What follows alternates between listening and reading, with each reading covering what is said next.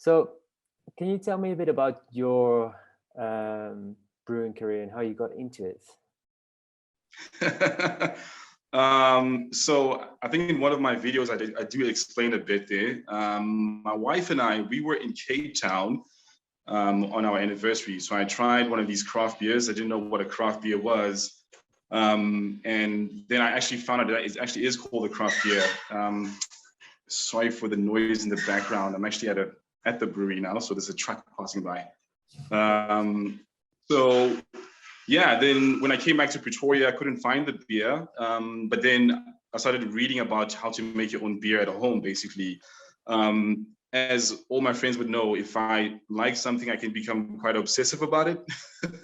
And then from there, then I started brewing, my own beer at home. And that time I was working in radio. I was working for Talk Radio 702 during the day, come back at home, quickly start brewing. That was before my son was born, and also brew as well during the weekends.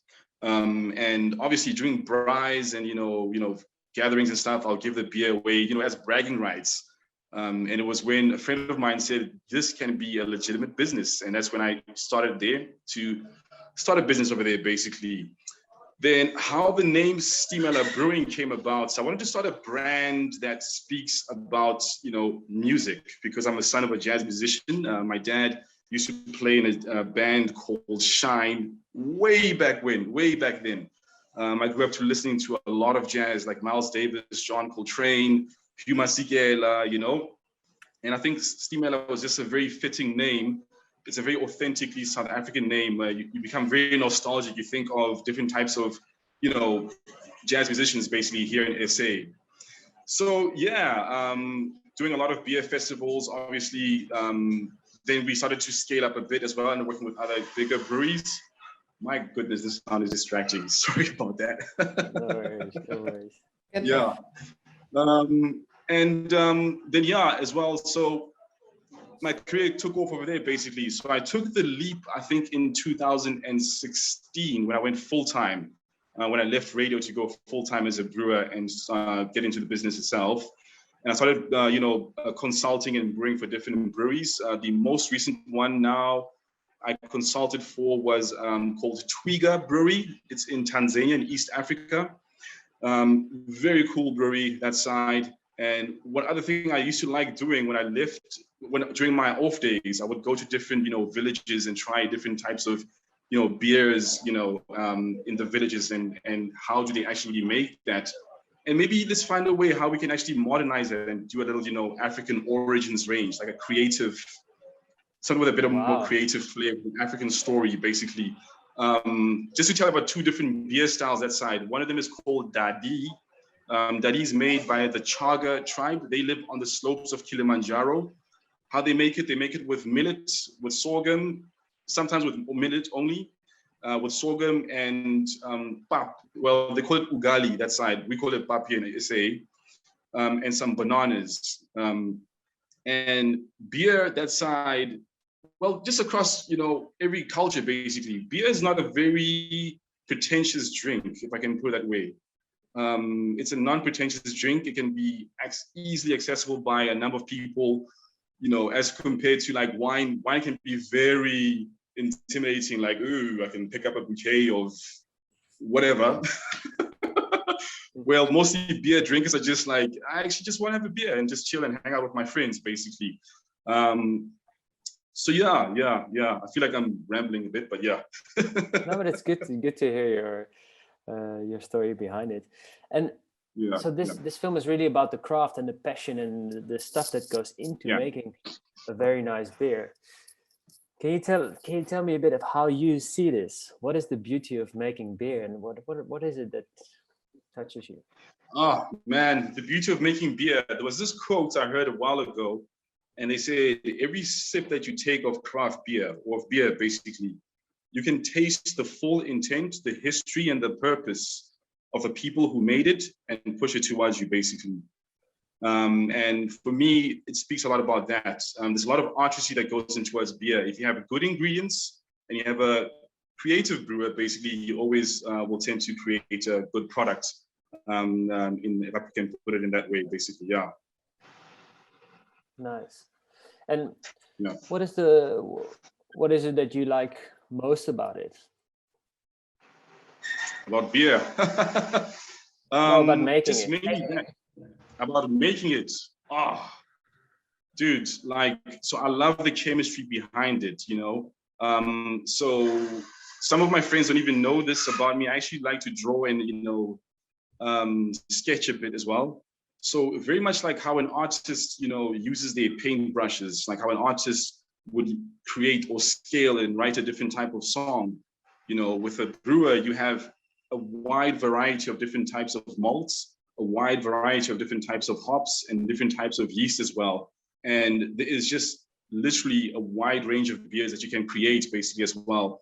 And the beauty about that is that, and I just said as well, like every beer that you do have, I intentionally made it to have a fruit forward, you know, aroma, or I intentionally made it to have a slight, you know, bitter aftertaste, you know. That's how I see it myself, basically. So just when you wake up, 5, 6 o'clock in the morning, you get into the brewery, you start crushing your grain, and you could be dusty like crazy, like even now, but it's still all fun. And there's a nice marriage between art and chemistry as well when you're making your beer basically all together. So that's what I really like about it. And can you tell me how important it is to get the right product from the farmer that you use to make your beer? How important is that? And what do you look out for?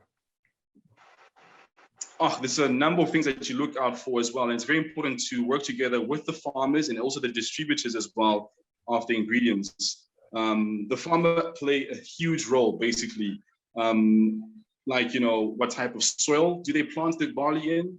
Where do they plant the barley in as well? And what kind of hops do they grow as well? Because here in South Africa, our biggest hop is the Southern Promise that we use a lot as craft brewers.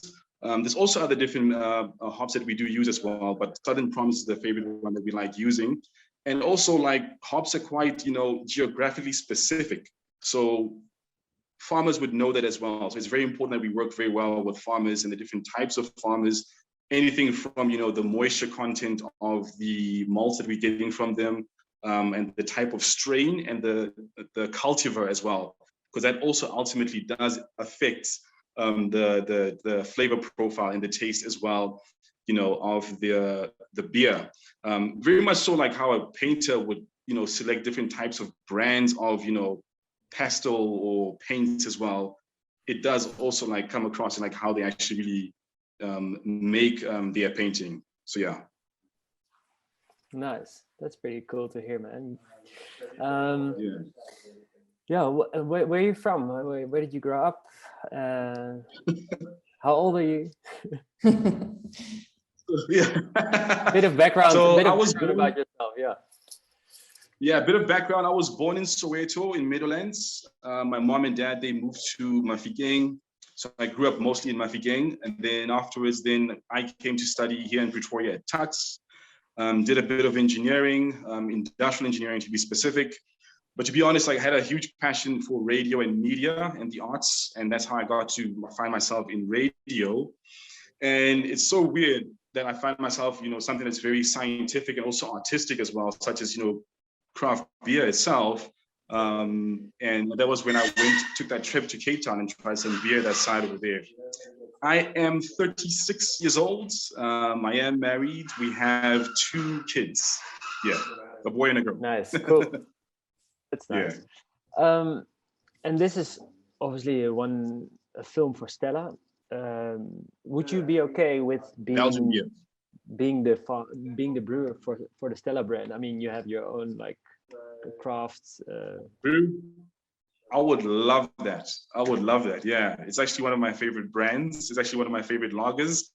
I actually am a huge fan of Belgian beers, to be honest. Belgian triples, quadruples, not Weiss beers, but saisons to be specific, as well as their lagers as well. So this would be so cool, to be honest. Yeah.